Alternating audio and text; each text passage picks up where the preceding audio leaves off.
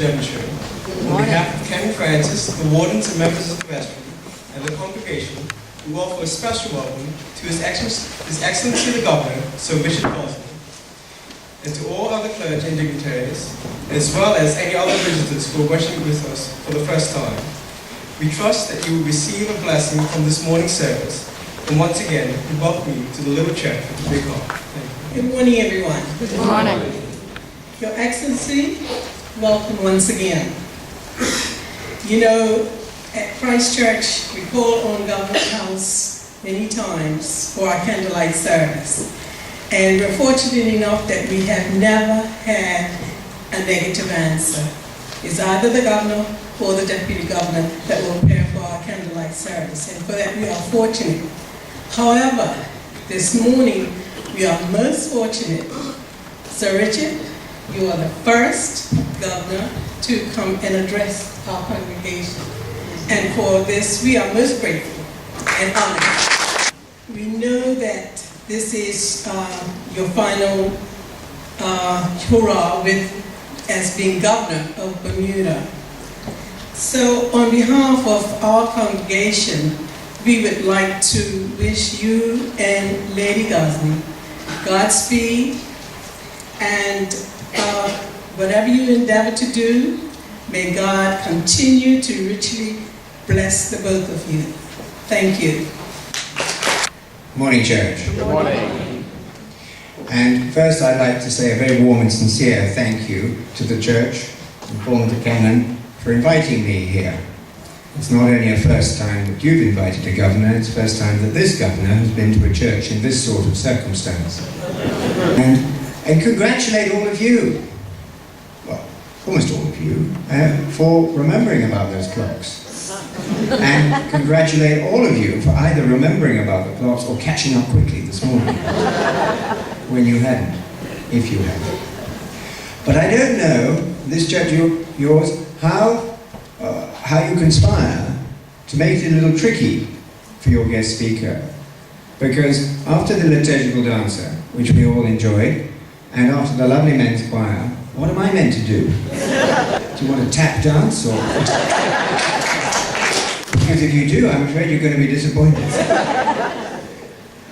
But I was asked to talk a little at the end of 4 years, over 4 years here, towards the end of over 4 years here, to talk a little about some thoughts, impressions of Bermuda. So whether or not that's what you've been expecting, that's what I intend to take the next few minutes to speak about. And it's not a difficult tale, it's not a complicated picture, because for me there seem to be 3 characteristics which I would highlight about this island of yours. There are many more, but 3 I would put at the top of my list. And the first is a gentleness and courtesy, which I find throughout Bermuda. The second is a worldliness of Bermudians. You've been everywhere. You've seen it. You've decided to come back. And the third is a godliness, because you are, even by the standards of some parts of that I can think of, many parts of Africa, you are an extremely good church-attending people. And you have, as is famously known, almost as many churches throughout this island as you have long-tails coming back to nest at this time of the year. Would you say a little bit more about those 3 characteristics? The gentle, what I call the gentleness and courtesy, if you like, the gentle courtesy of Bermuda, is something I think that goes naturally with a small community. I first lived on an island 42 years ago. It was an island on Lake Victoria, the Kenyan part of Lake Victoria. It was smaller than this, and the population was much smaller than this. But there was a courtesy there, and you wouldn't dream of passing someone in a track, on the track through the maize fields, without asking how they were and where they were going. It didn't matter how they answered, you just wanted to ask them how they were and where they were going. And I see the same thing in the little village in England where Diana and I live. as you walk along the road to go to the church or the pub. If you're passing someone else, you'd always nod at them, say good morning, good afternoon. And if somebody doesn't nod or acknowledge, you know they're not from the village. They're an outsider. But it's different when you come to as cosmopolitan and worldly a place as Bermuda, and this still happens, because neither that island in Lake Victoria, where I taught 42 years ago, nor our village in Norfolk is particularly worldly. They carry on their own way, the two communities, without an awful lot of interaction with the outside world, unlike you. Now, of course, there are lots of other places that are worldly.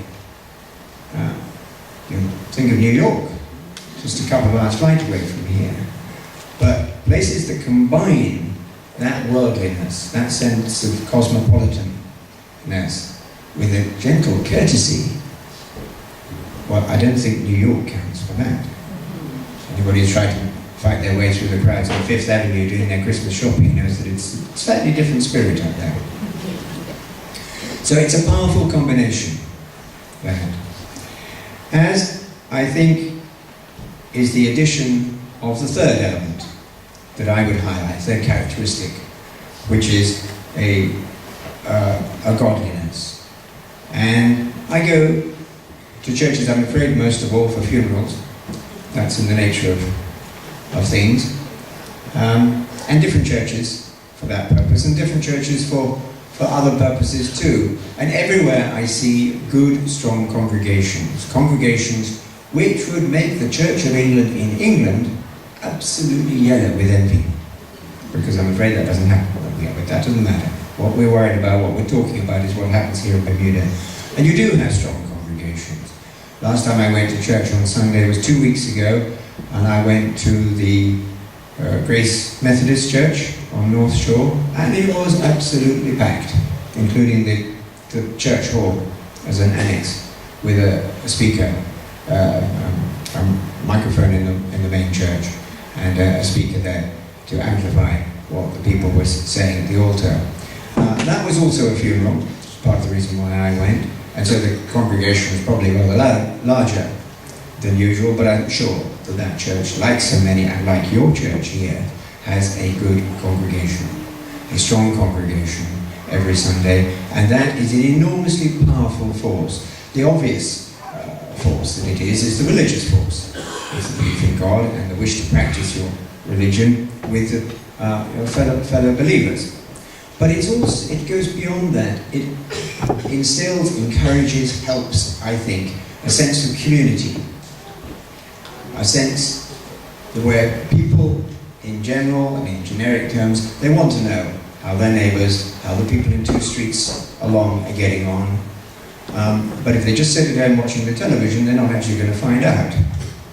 But by going to church, that's one of the ways when you meet people on Sunday morning, and we're going to, after this, have a cup of coffee or a sandwich or whatever, and talk to them a bit. It's a way of putting into practice and bringing alive that sense of community. We all feel, I think, in any part of the world, a sense of community in principle, but putting that principle into practice so that there is actually an opportunity, and a regular and frequent opportunity, to ask how that person 2 doors along or 2 streets along is actually getting along, despite having had some problems earlier in the year or last year or whatever. Then that, I think, to my mind, is a strong message for church. And next Sunday we'll have again a special service, this time at St. Peter's up at St. George's, because St. Peter's is being partly renamed, because they found an old title of 320 years ago that they're going to revive. Well, I expect there'll be a strong congregation there too, but there usually is in St. Peter's anyway. That I do know. And this combination, if I've got it right, of a gentle courtesy, a worldliness, and a godliness manifests itself in lots of ways. It manifests itself in Bermuda, at least as I've seen it for 4 years, with a real care, concern about fellow man and fellow animals. I suppose we're all, in the widest sense, part of the animal kingdom. But the fellow man, and you see that whether people are focusing on the demise, as happened last year, of one of the children's homes, the Sunshine Home, and that created real concern. There were a handful of children, small group of children at that school, but they depended, that home, but they depended very heavily on it. And I think it moved everyone around the island, the fact that they could no longer continue in that form. You see it when the elderly ladies get into difficulties, if it's reported in the newspaper for different reasons. And there's an outpouring, not just of expressions of sympathy, there's an outpouring from people's wallets and their purses. They want to help.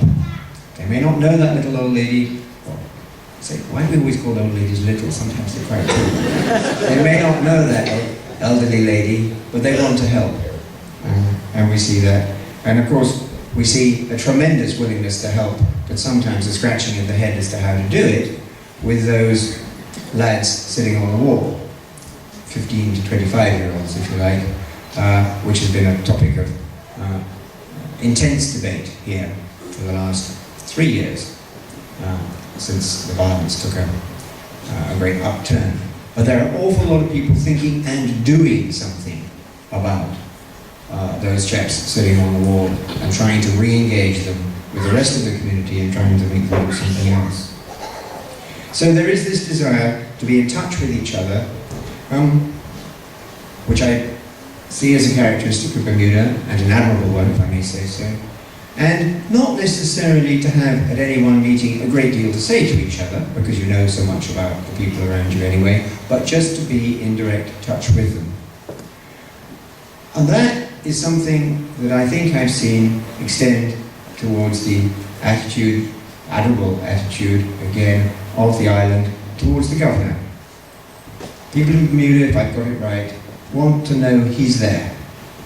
They want to see him from time to time.